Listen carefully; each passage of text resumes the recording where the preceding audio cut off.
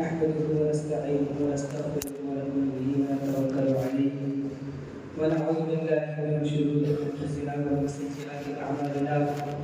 من يهده الله فلا مضل له ومن يضلل فلا هادي له ونشهد ان لا اله الا الله وحده لا شريك له واشهد ان محمدا عبده ورسوله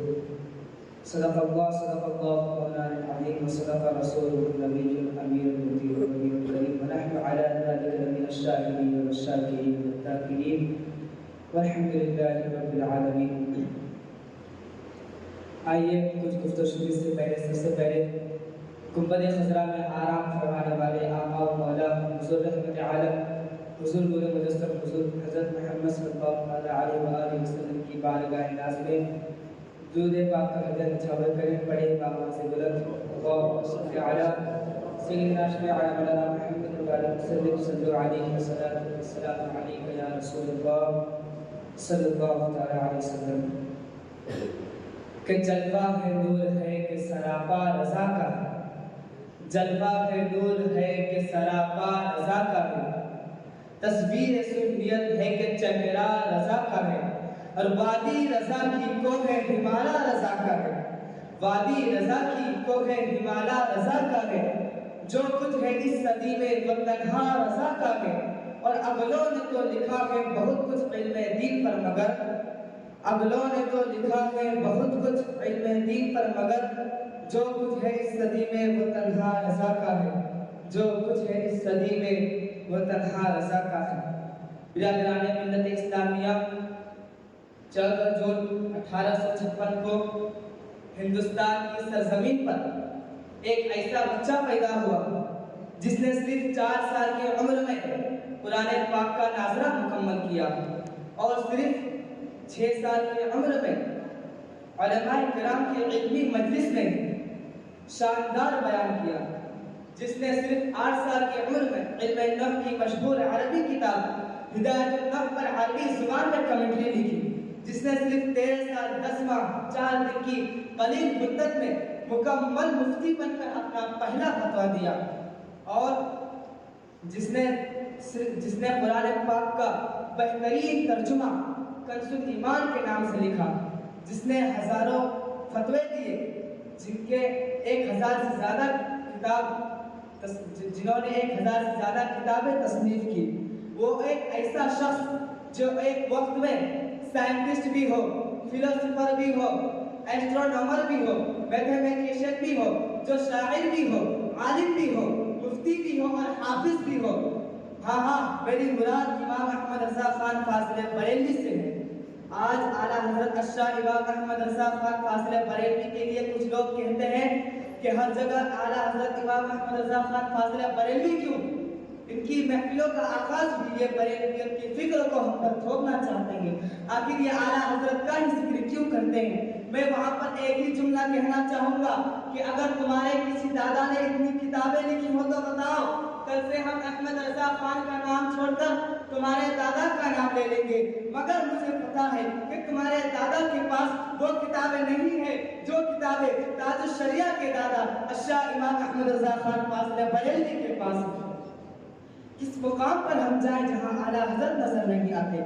اگر آپ اعلیٰ حضرت کو دیکھنا چاہتے ہیں تو ذرا آئیے علم صوتیات کے میدان میں آ جائیے، علم معاشیات کے میدان میں آ جائیے، علم اعتقادیات کے میدان میں آ جائیے، علم فلکیات کے میدان میں آ جائیے، علم سماجیات کے میدان میں آ جائیے. آپ جتنے بھی علوم کا نام لیں گے آپ کو وہاں پر امام احمد رضا خان فاضل بریلوی کی تصنیف نظر آئے گی. اعلیٰ حضرت اس ذات کا نام ہے جس نے ہمیں مسلک کی شکل میں ایمان عقیدے کی حفاظت بھی دی ہے، اور کردار کی شکل میں عمل بھی دیا ہے، اور دنیاوی گفتار سے نپٹنے کے لیے، دنیاوی کردار سے نپٹنے کے لیے قرآن پاک کا صحیح مفہوم بھی دیا ہے. اگر آپ اعلیٰ حضرت کے علمی مقام کو دیکھنا چاہتے ہیں تو ذرا آئیں، سائنس کے مسئلے میں آئیں، علم حیات کے مسئلے میں آئیں. میرا امام ایک کتاب لکھتا ہے الکشف الشافیہ فی حکم فونوجرافیہ. اعلیٰ حضرت سے پہلے جتنے بھی افراد تھے، جتنے بھی سائنسداں تھے، سب اپنے آپ کو سمجھتے ہوں گے کہ ہم نے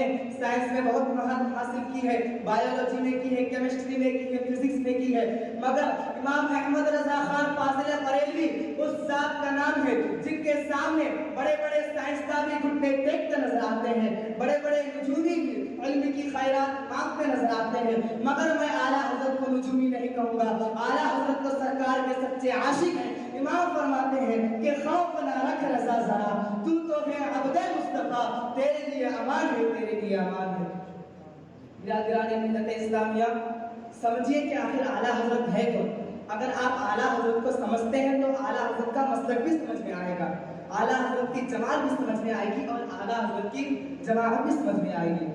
اعلیٰ حضرت سے پہلے جتنے بھی سائنسداں تھے، جتنے بھی علم صوتیات کے ماہرین تھے، سب نے یہ کہا کہ ہماری آواز ختم ہو جاتی ہے، بولنے کی طاقت ختم ہو جاتی ہے، آواز پوری طرح سے فنا ہو جاتی ہے، مگر میرے امام نے فرمایا کہ نہیں، یہ آواز سمندر کی لہروں کی طرح کانوں کے قریب آتی ہے، انقطاع تموج ہوتا ہے۔ امام اہل سنت فرما رہے ہیں انقطاع تموج کا مطلب یہ ہوا کہ جس طرح آپ لوگ دیکھتے ہوں گے کہ سمندر کی لہریں کنارے سے آ کر ٹکراتی ہیں، پھر پلٹ کر واپس آتی رہتی ہیں، اسی کو انقطاع تموج کہتے ہیں۔ امام اہل سنت فرما رہے ہیں انقطاع تموج سے یعنی آواز کے ختم ہونے سے یہ لازم نہیں آتا کہ آواز بالکل فنا ہو گئی، آواز بالکل ختم ہو گئی۔ اگر اعلیٰ حضرت کی ذات کو ہم اعتقادیات کے اعتبار سے بتاتے ہیں، عملیات کے اعتبار سے بتاتے ہیں، تو اعلیٰ حضرت کی ذات کو ہمیں اصلیات کے حوالے سے بھی پہچان کرانا چاہیے، تاکہ زمانے کو بھی پتا چل جائے کہ جو مصطفیٰ کریم کے عشق میں ڈوب جاتا ہے،